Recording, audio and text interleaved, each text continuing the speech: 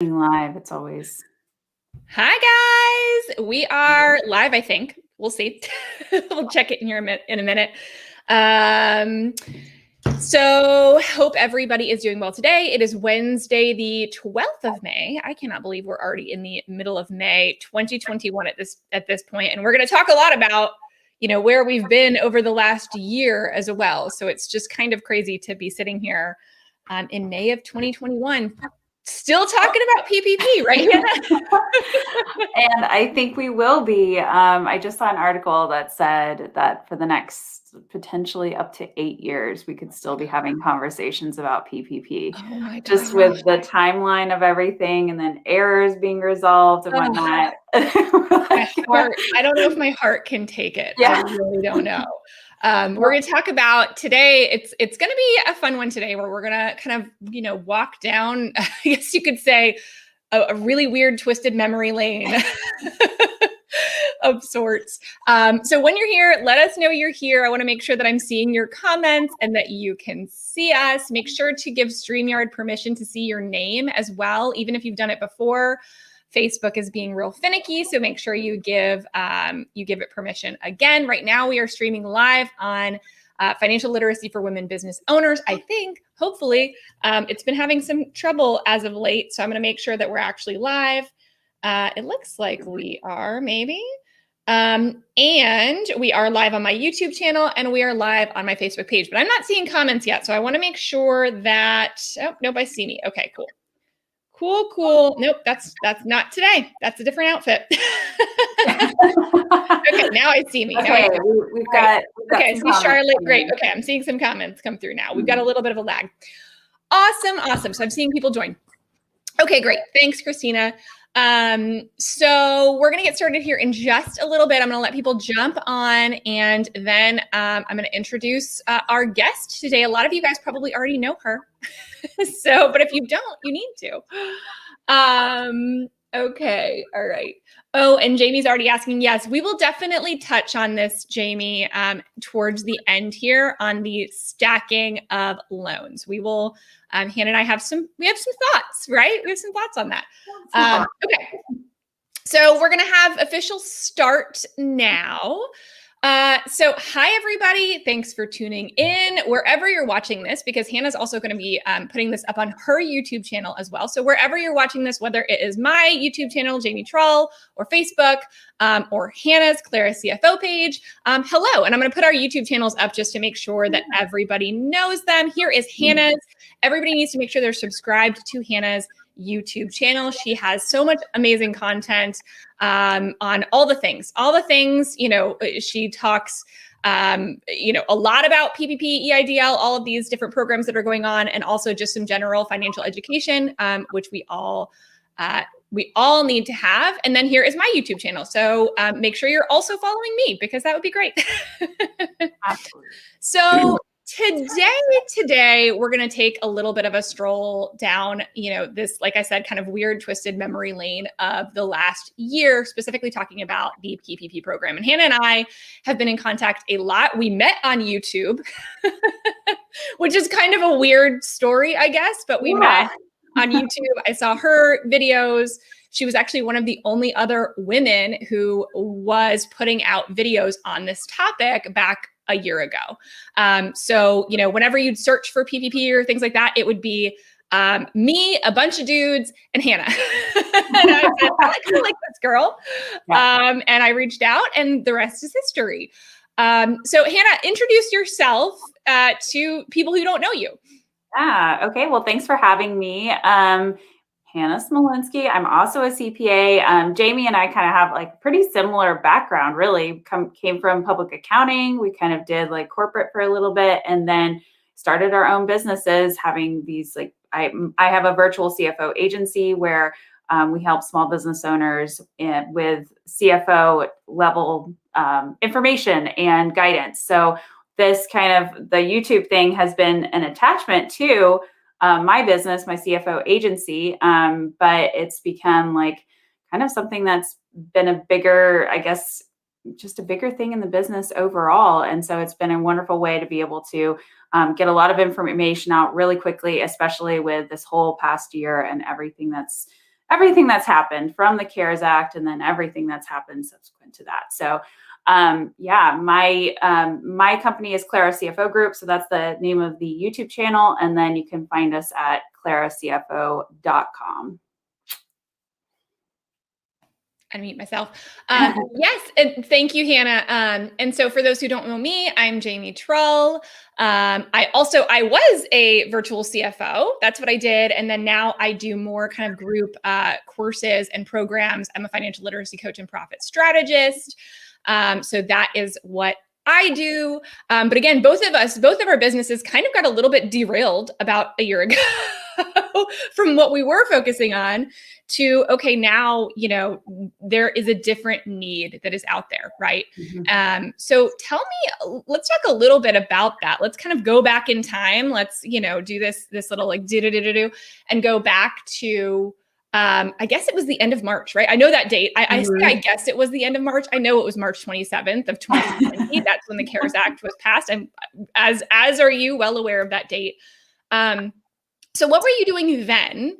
And then what led you down this road where we are now? Oh man. I mean, I think I remember that pretty vividly as well, because I remember being on a client call, and this was before the CARES Act was passed. And somebody said to me, "Oh, what about these forgivable loans that they're putting into this, stimulus package?" And I had been totally head in the sand. Everything had just shut down here. I'm in the Seattle area, and that was like, I moved into a new house, and then 2 weeks later, everything shut down. So I was in full like kind of tunnel vision mode of like, how do I survive? How do I like keep my kid at home and, do the whole thing? So it was definitely, just in full transparency, a total wake up call to kind of, be like, oh, what are these things? And so like that call triggered me to start just a whirlwind of research. And I figured out what this PPP loan was. It was before the act had actually passed. So I was able to start like getting on this, and I was like, oh my goodness, like this is something that nobody's going to know about. The smallest businesses are not going to know about this. And so that was kind of like the big red flag to me of like this first come first serve program. Oh my gosh, like this money's going to be gone before the little guys know about it. That was kind of like my first initial thought. Yeah. And I think like that's one thing that I think you and I are really similar on, is the fact that this didn't start, like we didn't learn this out of like opportunism, or like it was like, there is a call out there. People need this information. I know I was in my Facebook group, which at the time we had, I don't know, maybe 5,000-6,000 people, somewhere in that realm, in the financial literacy for women Facebook, or for women business owners Facebook group. And all of a sudden, and I'm normally teaching financial literacy, profit strategy, how to maximize your profit, right? Mm-hmm. Nobody was asking questions or wanted to hear about how to maximize their profit when their businesses were shut down. Right. And so all of a sudden, all of the questions just turned, and the whole discussion turned towards, okay, like I've heard about these things. What's going on? Is there anything that can help me? I don't know what to do. And so when the CARES Act was passed, I just sat down that weekend. I remember it so well. I can't tell you how much coffee I went through. I read 800 pages of the CARES Act. Now I'm a lot better at actually like being able to kind of ferret through and like understanding what I need to focus on and not. But at the time, I'm just like, I don't know, I'm going to read every word and try to understand what is happening. Yeah. And it was like so new, right? So there was, you couldn't find a blog article helping you. It was just, there was no interpretation out there. And so people needed help. They, of course, made things, overly complex, right? Right from the get-go. Right. And so it was just like, okay, we get this information out into the world, right? There was no grand plan there. But in the meantime, both of us, from a viewership perspective, grew our viewership quite a bit. We went from 5,000 or 6,000 people in the group to now, over a year later, 36,000, I think. Hannah, I just saw your numbers all over YouTube. Oh, you're good. You're good. So, tell me, like, what was that like, just to kind of, in those early days, how would you describe the feeling? Pure like panic. I mean, It was panic, but it was this like real sense of, I was talking with another CPA friend of mine, and I was like pacing around my kitchen and I was like, people are not going to know about this. What are we going to do? And because she also is in that small business space and she did a lot of bookkeeping and taxes for people. But so we ended up kind of doing a joint Facebook Live, like where we were both on and we were trying to understand as much as we could about what was going on. And that was kind of the first kind of step into that. Well, we've got to start educating or starting to at least tell people about this, because the program was opening in like 2 days by the time we had that thing or that webinar. And it was just like, okay, like panic, let's get this out. Let's try to start talking about it. And then from there, we took that webinar, put it up on YouTube, because I had this like really small, I think I had maybe like 50 subscribers on my YouTube channel. It was something that like I had never really put a lot of, effort or, whatever into, but I was like, well, this is a place that people go when they want answers. Yep. So maybe if I put this up there, people will see it, and then they will be able to maybe learn about the program. So that's kind of where like it all started. And from there, it was like, oh yeah, people actually do want to know about this and they have a lot of questions. And then it was like, question, I'd go and research, figure out what the answer was, come back and try to do a video on it. And then that's you were in the exact same boat, it seems like.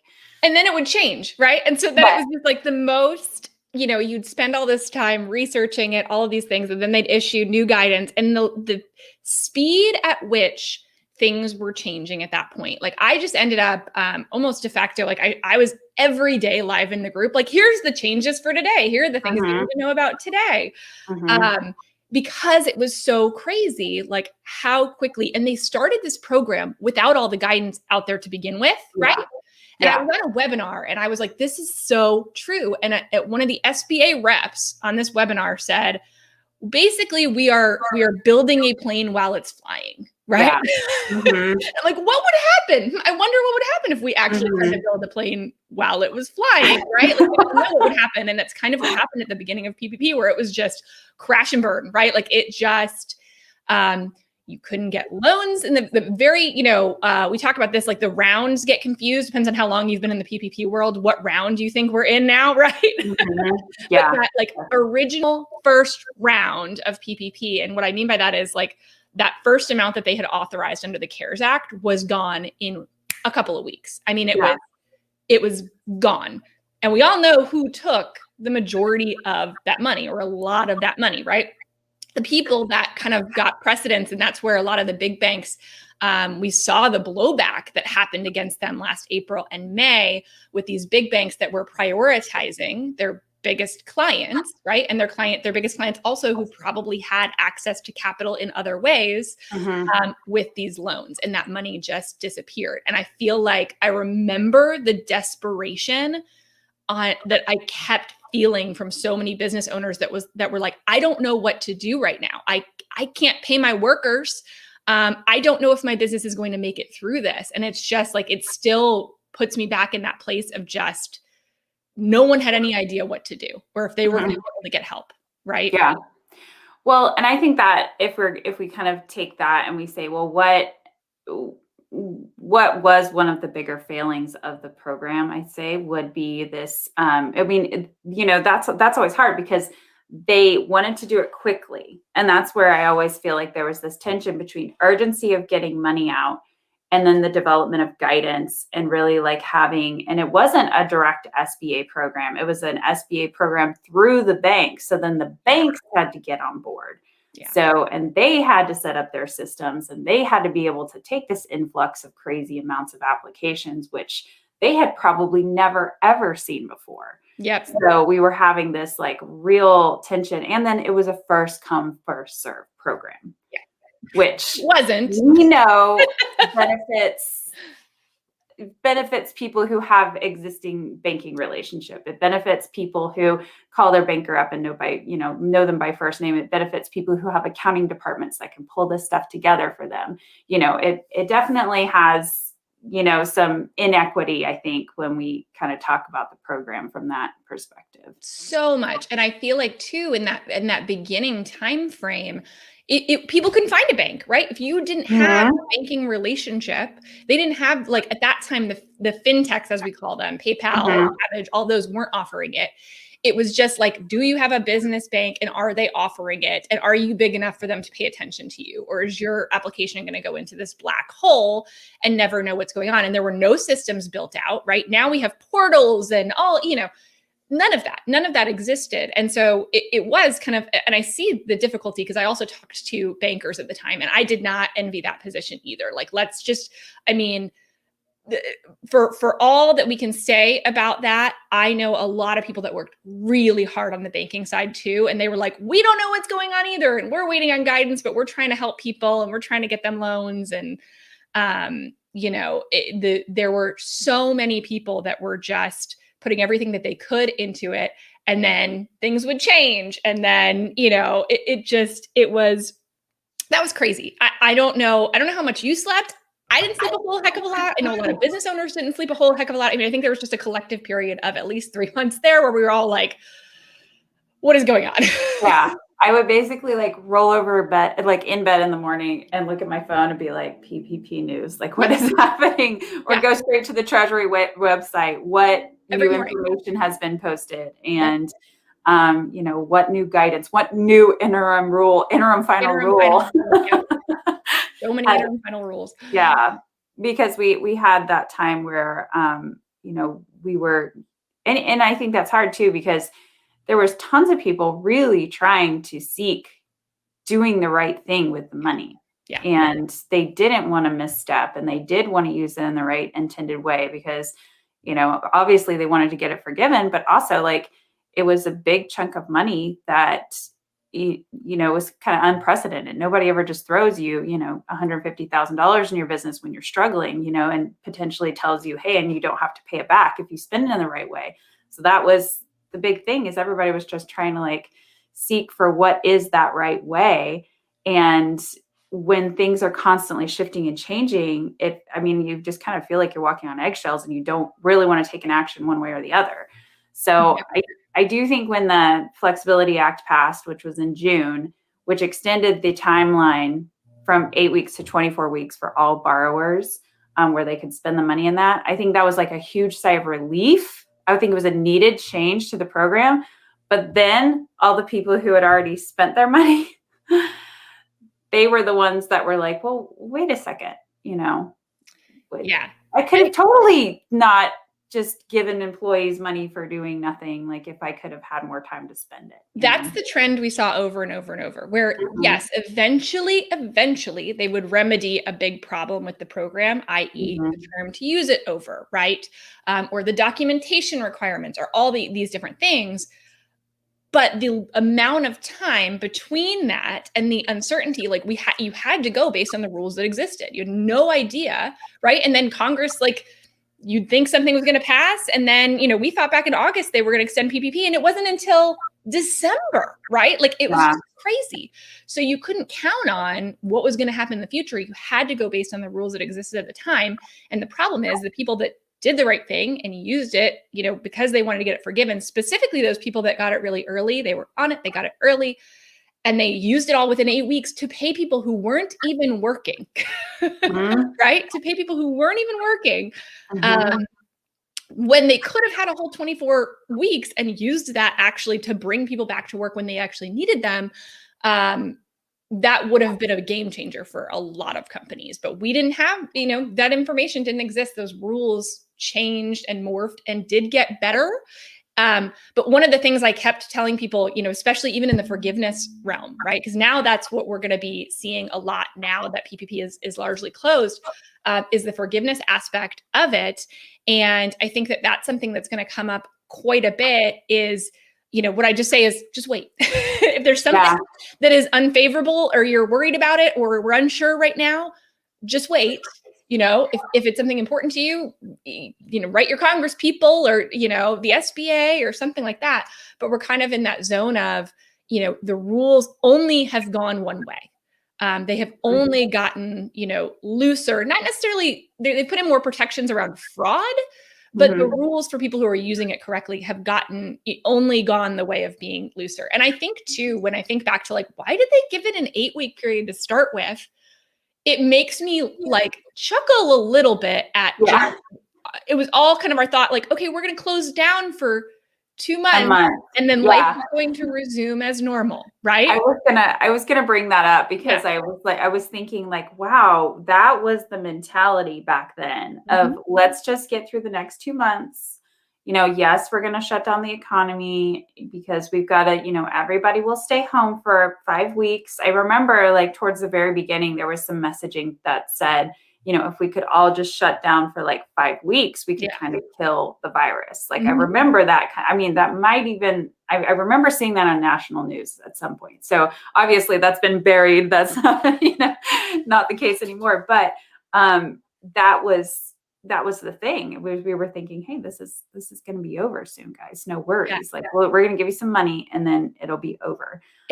So in some ways, I'm glad I didn't know. I think about, had I known back in March, April of 2020, that my son would be about to do his last week of online school next week, he would not have set foot in a school building for over a year. I wouldn't have, it would have baffled my mind. Like I just couldn't, but it does show us we are resilient. We can overcome things, but oh my gosh, we had no idea, right?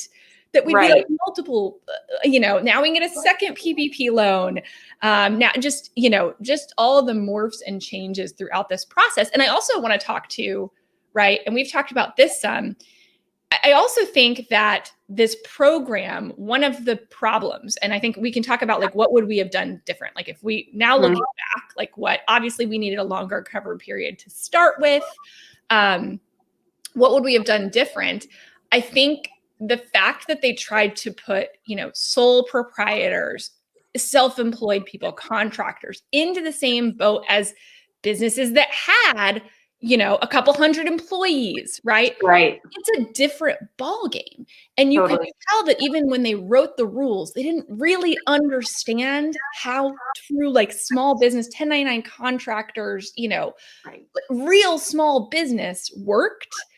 And so they didn't realize that the rules they were putting in place were incredibly cumbersome and confusing. Even if they didn't intend for a lot of those rules to apply to those people, it wasn't really clear. And so it created a lot of like, well, that doesn't apply to me because I don't have payroll, right? A lot of people, there are still people today, a year later, that they're like, oh, I didn't know I could get that. Right? And now the money's out, but and now it's gone. It's gone. And that lasted for so long where people didn't realize that they were, that they could get it. And then they finally changed it, right? The other problem with it was using this Schedule C line 31, right? The net profit, which didn't account for the fact that people probably still had expenses in their business they had to pay. And now, because they didn't have a high enough net profit, they couldn't get it before. And they finally changed that, but they changed it at the worst possible time. Yes. Right? Oh my gosh. Absolutely. I think I was thinking about like how could that have been handled differently? And because I do think that the people who had employees, you get average payroll, you pull your payroll reports, and I've seen that work really well for especially consulting type businesses that have people on salary and like they're just continuing to pay people, or they have people on hourly wages and those people are still working, the business is still operating, and this is helpful to just keep them afloat when revenue is coming in at a lower level. Like I think it's actually good. Now, could that have been for a longer term? Yes, I'm sure some people, could have used that, but I almost feel like if for this sole proprietor thing, wouldn't it have just been better to give grants? And to give grants similar to maybe something like the restaurant revitalization fund, the difference between your 2020 and your 2019 gross receipts or something like that, something very simple that like is based on tax return, not based on, or, based on like something that everybody has to pull anyway. Or maybe just your average 3 months, 2019, maybe just give you a grant for like, this would have been it. Because I think that would have saved so much confusion. We know that that would have also, probably stopped some of these lenders that we don't feel all that great about, that are kind of, potentially pulling off the system a little bit. I think that would have been just so much more straightforward. Because I mean, small business, like these sole proprietors that we're talking about, like these are the ones who have their heads down. They are trying to survive, and they're trying to focus so much on this that almost like a lot of them didn't even hear about this program. Yeah. So then when they look up, they realize like, oh no, I'm too late to even take it. Or wait, what do I do? Oh, I have to like my taxes are still not done yet from 2020, and then it's Yeah, absolutely. It was so massively overcomplicated. And I think there was also, until we got to the point where loans started being forgiven, right? I feel like there was almost this collective sigh, even from like people like us who were like telling people like these are going to be forgiven if you do all these things. We're just like, I really hope that's true. Like I believe it to be true. And they kept making the rules easier. But I remember the very first time I saw, it was a Friday night. I remember it so well. I had sat down with a glass of wine. I was watching a show with my husband, and they came out with the new forgiveness applications, or the first forgiveness applications. And it was like 1 million pages. There was no easy form. That did not exist. It was like sole proprietors had to go through the same rigmarole and this. And I'm like, no one is going to understand this. Like, are you kidding me? And I just remember feeling just like sad for people, because I'm like, this is going to overwhelm. I know that this is going to overwhelm people. Not everybody has an accountant that they can trust. A lot of accountants are not up to speed on this, and aren't even, they're busy trying to go through the longest tax season ever, right? Yeah. And they don't even know what's going on. And so there aren't even people to help people with this. And so thankfully they remedied that, right? And things got easier and easier. And then they took away the documentation requirements and all the ridiculousness about like proving how you paid yourself, like all that craziness, right? But at the beginning, I'm like, people are going to freak out, right? They're going to worry that they're not going to get their loans forgiven. And I think at the beginning, there was this distrust around like, nothing's for free. And I don't want to get stuck with, in some cases, pretty sizable loans, right? That people we weren't sure if they were going to do all the things, even with their best efforts, do everything correctly and the way that they needed to. And even just trying to be a person describing that with like, well, you have to keep your FTEs at a certain level and do this average, and just like that whole concept was so complicated. So overly complicated, in my opinion.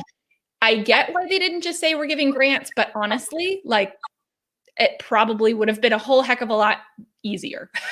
Right. I think, I totally agree. I mean, I see that if you see all the PPP fraud that's happened, where taking the money and then they're going and, buying Lamborghinis or Rolex watches. I just saw, somebody bought a $100,000 Rolex with a PPP loan. Like, thankfully that person's going to jail, but you want to prevent those people that are just going to totally take advantage. But the most people are going to try to step through the right hoops. Now, I do think that something that would have helped the program from the beginning would have been a better system for determining need, like more of a need-based approach as well. But that takes time. And that would have also, taken time to really like step through how to determine need, and then those people to pull it and the documentation, and then somebody to review it. So I think that is probably one reason why need-based was probably tossed out the window. Had there been more time, I think that would have been a good way to funnel the money to the businesses that needed it the most. Yes. Because we had lots of businesses that did not decline and actually increased over the course of the pandemic, especially some of our e-commerce businesses and things like that. And those, could they have used the money? Sure. Absolutely. But did they need it as much as the person who, the restaurant that was completely shut down? No. Yeah. So, but it's all that like that tension of the urgency. Well, and that's 100%. I totally agree with that, where, I knew businesses that took it just because they could. And what they did, and I understand what they did, because there was so much like hesitancy, because you did have to sign off, right? To say like, essentially something along the lines of, financial uncertainty makes this loan necessary, something like that in the original application. And that freaked a lot of people out. Like, well, if I have emergency savings, are they going to come back and say I didn't really need it? Right. And these are like, these are the small businesses asking this question, right? They're like, I have a 401k that I could dip into. Are they going to say? And yet the big businesses that actually do have access to capital, like, yeah, we totally needed this. Yeah. And so then they put in the rule, I think, to try to help those small businesses feel more secure in getting the loan, that, that original safe harbor, and we've used safe harbor to mean a couple of different things, but the original safe harbor was around if you were under $2 million of a loan and you checked, yes, I need this, they're going to assume that was done in good faith, right? So I think that was a good change at the time, but now I can also see where that, now we're coming back to in round 2, where the difference we saw is round 1, everybody was like, I don't know if I should do this. I don't know. It's not trust. I don't know if I trust this. I'm confused. I don't know. And then rules got more and more lax. And then we got into, second round coming out, and we'd already seen loans get forgiven. And all of a sudden, that's when the fraud went like crazy, because now people are like, ooh, wait a second, and now the opportunism and the everybody else is doing it, and the, the ability to do it existed. And so that's when you saw the fraud happen. And so that's what's going to be interesting, is what happens in those cases. Obviously, if you falsify a business, right? But it's like, if you don't have any need to prove need, right? If there's really nothing you need to do to prove need on these things, if your loan was under $2 million, I mean, there are a lot of people that got it that it's not fraudulent, right? It's not fraudulent, but that money could have gone towards those businesses that really needed it, right? Yeah. And I actually was like walking through this with some people, like where we had this kind of conversation about ethics. It really came down to like ethics and like what they, felt like was right to step into. And, not everybody is having those conversations about their business. And, but it was one of those things where it was like, okay, you have hundreds of thousands of dollars of savings in your account, and you have positive cash flow in your business. Do you need $20,000 like as a sole proprietor? I mean, do you need it? Do you want it enough to have your name listed on the registry that you received a PPP loan? Like, do you need it to where you want to step through the hoops of going and getting it and then getting it forgiven? Do you feel good at checking the box saying like, yes, I need this money? Like, is that, and you don't want to make that decision for anybody, but I'm in this like CFO position of like, trying to help people kind of navigate what they feel is the right course for their business, and also like kind of sometimes balance that with, just general business ethics. And it puts some people in a weird position. And then there were other people that I was talking them into, yes, go get the money. You are the exact person that this program has been designed for. And I was almost trying to like, I'm not trying to sell you anything here. I don't get anything by you going and getting a PPP loan. I'm just telling you, like, you hit all the boxes and your business could absolutely use it. Please go and apply. Yes. Like, and it was interesting to see the mentality difference between different people there. 100%. I saw that all over the place as well, with just the mentality around it. And yeah, I mean, I agree. I'm glad that they added that 25% drop. One of the problems with that, though, to get your second PPP, is they didn't require any proof of that for smaller loans to get it. So you will have to show that upon forgiveness. But I have a lot of concerns, and we can kind of jump into this too, because I know you have some of the same concerns, and I see people asking about it as well. I'll put one up here, about some of these things where, I think there are going to be people that might have issue with their loans getting forgiven, specifically those second draw loans, right? If maybe you didn't actually have a 25% drop and you applied for one, or perhaps you got them too close together. Now, maybe we will get some, I was talking to one of my lender friends yesterday, and he's like, maybe we'll get something from the SBA that says, like that goes back to intent, right?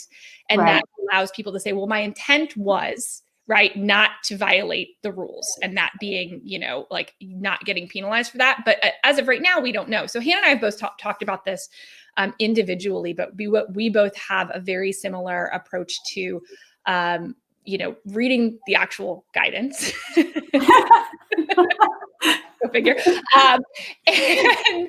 And the fact that the guidance is very clear in the fact that your covered periods can't overlap, and your minimum covered period is 8 weeks, and your covered period starts when you get the loan. Meaning, even if you're a sole proprietor and you get your loans within 8 weeks of one another, like Ed did here, right? And I know a lot of other people did.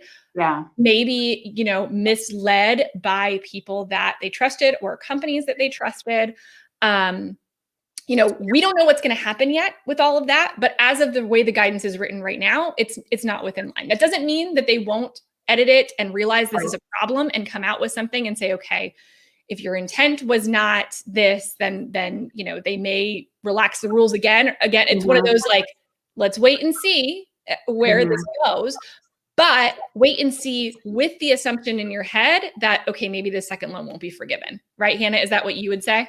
Yeah, it makes me a little bit think about the other safe harbor of when people who got loans or the people who got loans and maybe didn't qualify for, the need, were allowed to return it within a certain amount of time, without any penalty and without any, concern about, fraudulent, certifications or anything like that.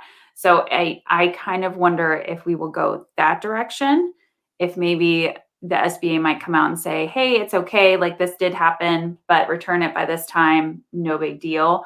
Or if maybe there will be some guidance. And this is if there's guidance at all. Right? We hope there will be, because this has happened so frequently with one lender in particular. You saw it on the screen. They weren't the only ones doing it, but they were the most common. And they were kind of the most egregious of going through and doing that. But I do kind of wonder if they do give us guidance, if it will say return the money, or if it will say, hey, it's fine, but do X, Y, or Z. Yeah. So with that, my recommendation has been to people like, do not spend your second draw if you can. If you haven't already spent it, don't spend it. And then I'm on the camp of wait and see. Or if you just really feel uncomfortable about it, you could return it. But like, I think that like, don't spend it is probably the safest action at this point for most people. Yeah, I think so too. And I'm hopeful, what I hope comes out of this is that people who gave negligent advice have to own that and have to reap the consequences of that, but not the people who trusted it, right? Yeah. That's the hope that's where they will land. But I just think, it's part of kind of our professional duty to let people know about this and make sure that there's preparation, because I think sometimes you can, be in a position where people are listening to you and almost, I don't know. I feel like for you and I, Hannah, have a very similar approach to this, which is, I never want to be the reason that somebody's like, well, wait a second, you told me X and I did this, and now here's what happened, right? Mm-hmm. So, I tend to be very careful in anything that, any interpretations that I make. I look at what the guidance actually says, so do you. And I think that's really important. Not everybody does that.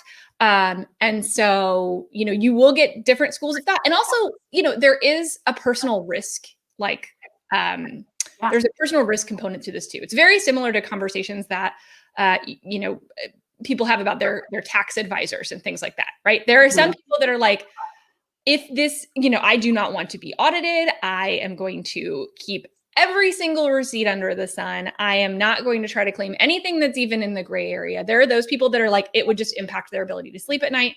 And then there are the people that are like, if they come after me, then, but they're like, willing to do all kinds of things, and you want to find a CPA that aligns with how you Yeah.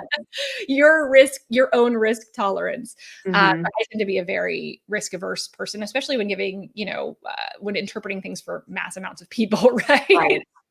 Yeah. Yeah, and I think that has been the struggle a little bit with also using the platform of YouTube, because YouTube is fabulous. We love it. It is a great way to reach the masses quickly, but you also have people who are looking to make a buck on trends. And I think that is something that we've seen a lot, is people saying, "Oh, this is trending to talk about." And that, I mean, that's totally like a YouTube growth hack. Like, find the trends and then make a video on a trend and you'll get views, you know?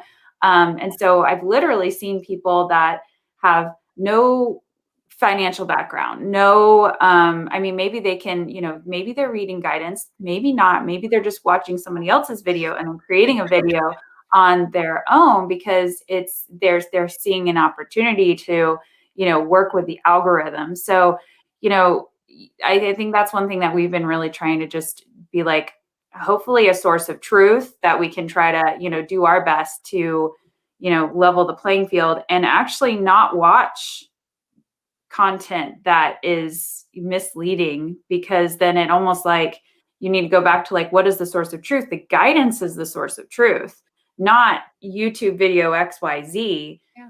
because that could be an interpretation of an interpretation. And Yeah. that's where we kind of have to go, like, I mean, it's kind of the Wild West. Yeah. And the videos that get hits are the ones that tell people what they want to hear. I mean, I've seen Yeah. YouTubers that literally every single day for 6 months came out with a video that was like, the next stimulus check coming, like coming next week or whatever. And you're like, no, it isn't. Like, Yeah. And why they are get we hundreds of thousands of views. yeah, it gets thousands of views. And then, it's interesting just to see that. And that's what I liked about you, and why I originally reached out to you, Hannah, was because like, okay, here's a person who's doing it for seemingly the same reasons that I am, which is to get information out into the public, that is to dispel misinformation as much as we can, right? Obviously, we can't do all of it, but and is not doing it because like, hey, I can grow a YouTube channel and, make a buck, right? It's more about getting that information out there. And I think that's, why both of us have grown audiences during this time frame, just because of becoming a place that people can trust. And so I think that's really important. And I think everybody in my audience, I know Hannah thanks everybody in her audience as well for like coming and listening and being willing to maybe sometimes not hear the things you want to hear. Yeah. Yeah. Right. Yeah, I mean, I think that I posted my video about the overlapping PPP loans really close. Like, I think we've even posted them on the same day, or mine was the next day. And it was interesting to get the heat of the comments of, people being like, well, you don't know because, Wampley knows, or, whoever, so-and-so knows better. And it's like, we have to be able to stand behind like our interpretation of, I mean, we're trying to operate in integrity. And I think, and I mean, both of us hold a CPA license. So like that actually holds us to a certain level of standards that a lot of people don't have to even, live up to. But I mean, we are certified public accountants. There's a reason the word public is there. And I think that kind of goes into like, I mean, we try to do the best we can, and sometimes it's the unpopular opinion. Certainly we would get more YouTube views if we just told people what they wanted to hear, but ultimately we're not going to do that. Absolutely. Well, this is so great. I mean, if any other final thoughts you want to leave us with, any other thoughts on either winners or losers, or how you might do it different? I mean, I still feel like some people were left behind even in the program, even with sole proprietors now being able to take, the line 31 or line 7 versus line 31. I mean, we still have people who just weren't eligible for anything. So I think that there was like, this real big drive to try to like open something up for everybody. All business owners can get this, but we still had a lot of people that weren't allowed in the program. So I think like there was that, but I I mean, I think, I don't know, who are the winners here? Who are the winners? Who are the I had some, I really had some, I had some clients and I had some like people that I talked to that it was a game changer for their businesses. They did not have to let go employees that they would have had otherwise, especially those like salary consulting companies. I mean, when we look at, making those decisions on when to let people go, we look 3 or 4 months of cash flow ahead of time. Yeah. So the fact that we had, contracts basically not coming in for multiple months at a time or receivables being pushed out. This was a way to really like step in with cash that would have otherwise had the business going into debt or laying off their employees. So we definitely had some businesses saved from this. I don't think there's any doubt about that. Yeah. But, at the end of the day, I think we could think of a restructured program, but again, hindsight. And, Yeah. Yep. I Hindsight is 2020, and the hope is that hindsight is actually 2020.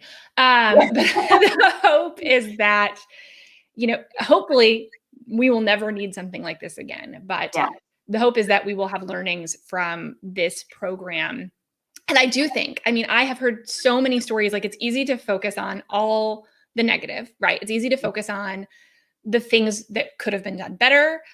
Or, had I known XYZ, I would have done this a little bit differently.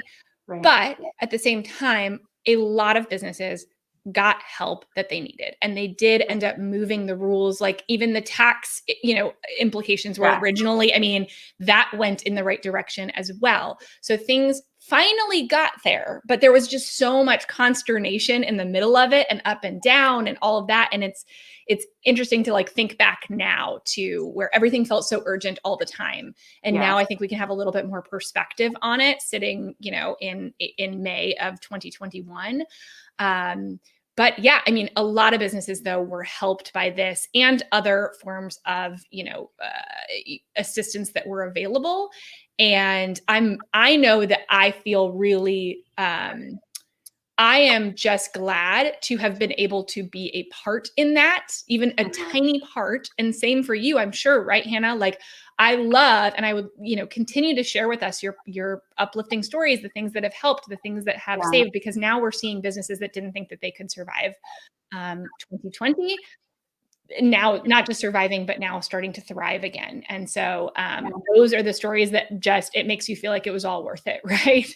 Yeah. Yeah. Cause I think if you had asked either one of us, Jamie, Hannah, do you want to sign up to be like the source of news for a program that's constantly changing? And, you never know what's going to happen. And you might like be drinking wine on Friday night and then, never mind. Now you have to go make a video. I mean, we wouldn't have signed up to be like the person to tell everybody about this had we known what we were stepping into. I kind of describe it as like we started in a sprint and then it turned into a marathon. Yep. And we were sprinting through a marathon with this. But once we are here, now we're like, okay, we realize that all of this work has been for good purposes. And I love I even had friends that I told about like, do you can get a PPP loan? And they were like, oh, we didn't realize I have the story about my hairdresser, but I think all these people that life-changing money is essentially what it could be, or business-changing money, game-changing for sure. So I think, ultimately I'm feeling good about being part of, helping get the right messages out. Absolutely. I agree. It's definitely worth it. But yeah, if you had told me like, hey, are you in for this? I'd have been like, wait a second. And now you're talking about 8 more years in the future. I'm just like, oh gosh. Hopefully it's going to be less. I mean, but it didn't feel like it felt like either a full-time or a part-time job added on to whatever you were normally doing. Like it 100%. definitely felt, it was, intense. So I am definitely, there's a certain amount of me, I mean, just in full transparency of like, okay, it's gone. Like the money's gone. We believe it's gone for now. So, taking a deep breath, and we know that we're still going to be talking about it, but it's probably not going to be at the same level of urgency and intensity that it has been. But I mean, now we also say like, well, what's next? We're moving on. Now, how do we operate our businesses in this kind of during/post pandemic? We're not post, but, kind of hopefully coming out of it, how do we operate our businesses, you know, in this new way? Yep. So that's kind of where, that's where my channel is going as we're stepping into, okay, now we don't need to be talking about PPP so much. So what else do you guys want to know about? What do we, how can we continue to move our businesses forward without just this reliance on, this money that's coming in? Well, and I would say too, in what I've said about it, is that I think that one of the things that also came out of this, because I'm a financial literacy educator, right? And you also, you work directly with clients, but also are an educator as well. And so finances are one of those things that a lot of people sort of like, it's easy and it's convenient to just like put your blinders on for as long as you can, right? It's one of those things that we just, it's not something that's super comfortable to most business owners. It's not really something that they like enjoy. And so that's always something, I'm working with people on, let's get past that and let's go to something better, right? Like let's create this new future together. And I think that one of the things that the pandemic did and everything was kind of open up okay, I gotta get this stuff. I gotta get my financial house in order. Yes. I don't want this to happen again. I don't want to have to rely on government funding. I don't want to, be in a position again where I'm worried about, my business closing or, paying my mortgage or all of these things. And so I have seen, especially last year, a little bit less so this year. And so I hope that the lesson doesn't, roll off that quickly, but I have seen a lot more people who are interested in like, okay, how do I kind of make sure that I'm strong financially and that, hopefully not another pandemic, but anything, right? We know that things happen in life, in industries, in the economy. How can I be prepared for that? And so that's one of the positive things that I think came from it. And other things in the pandemic too, right? Just, recognizing where some of those, weaker points might be and deciding to strengthen them and taking action to do so. We all have learned lessons through this time period. Definitely. I am not a good homeschooler. That's why I am really super thankful for our teachers. No patience whatsoever. I mean, I think, I like, there's a comment right now from Christina that says, making sure that what we're spending is truly benefiting the business. I've seen so many businesses during this time really pull themselves back into what is necessary. And, I've called before the pandemic, I call these austerity measures, where you're taking like business austerity measures to kind of get to like just what is required to like, what is that bare minimum?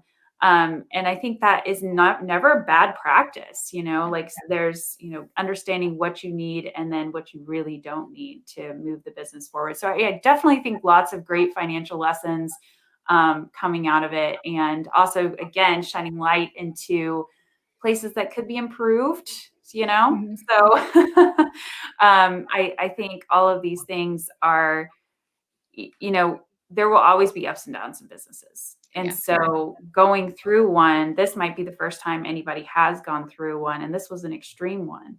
So kind of seeing what happens, you can set yourself up the next time to say, okay, like, I know I actually do need that cash savings account. I know I really do, need to make sure that every expense in my business is really working for me. I know I need to be set up and have, X, Y, or Z in my personal life to, in case I can't pay my mortgage or whatever that looks like, So I think, it's great. And I really do hope that people are, continuing to realize, continuing to remember what that felt like. So that we can prepare for the next time. Absolutely. I agree. I agree wholeheartedly.